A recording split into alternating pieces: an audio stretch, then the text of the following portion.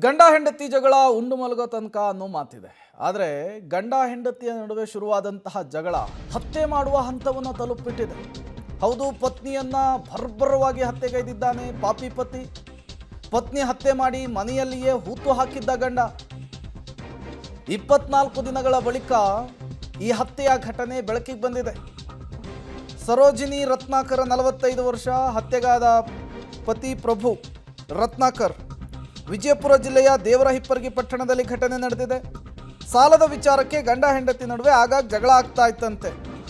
November 23ನೇ ತಾರೀಕು ಇದೇ ವಿಚಾರ ದಂಪತಿಯ ನಡುವೆ ಜೋರು ಗಲಾಟೆ ಕಾರಣವಾಗಿದೆ.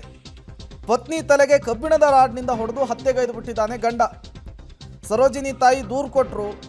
ಗಂಡನನ್ನು ವಶಪಡಿಸಿಕೊಂಡು ವಿಚಾರಣೆಗೆ ಒಳಪಡಿಸಿದಂತಹ ಸಂದರ್ಭದಲ್ಲಿ ಕಟ್ಟಿಕೊಂಡಂತಹ ಹೆಂಡತಿಗೆ ಚಟ್ಟ ಕಟ್ಟಿ ಮನೆಯೊಳಗೆ ಹೂತು ಹಾಕಿದಂತಹ ಸತ್ಯವನ್ನು ಕಕ್ಕಿದ್ದಾನೆ. ಈ ಸುದ್ದಿ ನಿಜಕ್ಕೂ ಕೂಡ ಸ್ಥಳೀಯರನ್ನು ಬೆಚ್ಚಿ ಬೀಳುವಂತೆ ಮಾಡಿದೆ. ಯಾವ ಪ್ರಮಾಣದಲ್ಲಿ ಜನ ಸೇರಿದ್ದಾರೆ ಅನ್ನೋದನ್ನು ನೀವು ಗಮನಿಸ್ತಾ ಇದ್ದೀರಿ.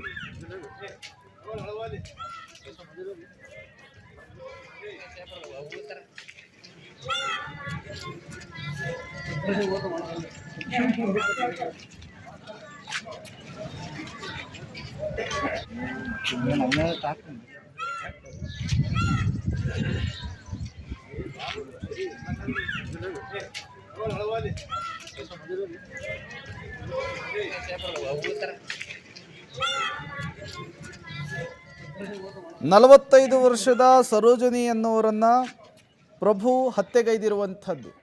ಸಂಬಂಧದಲ್ಲಿ ಇಬ್ಬರು ಕೂಡ ಗಂಡ ಹೆಂಡತಿ. ಆಗಾಗ ದುಡ್ಡಿನ ವಿಚಾರಕ್ಕೆ, ಸಾಲದ ವಿಚಾರಕ್ಕೆ ಗಲಾಟೆ ಆಗ್ತಾ ಇತ್ತಂತೆ. ಈ ಗಲಾಟೆ ವಿಕೋಪಕ್ಕೆ ಹೋಗಿ ಹೆಂಡತಿಯನ್ನೇ ಹತ್ಯೆಗೈದು ಮನೆಯೊಳಗೆ ಹೂತಾಕಿದ್ದ. ಸರೋಜಿನಿ ಕಾಣಿಸ್ತಾ ಇಲ್ಲ ಅಂಥೇಳಿ ಅವರು ತವ್ರ ಮನೆಯಿಂದ ಕಂಪ್ಲೇಂಟ್ ರಿಜಿಸ್ಟರ್ ಆಗಿದೆ. ತಾಯಿ ಹೋಗಿ ಪೊಲೀಸ್ ಠಾಣೆಯ ಮೆಟ್ಟಿಲಿ ದೂರು ಕೊಟ್ಟಿದ್ದಾರೆ.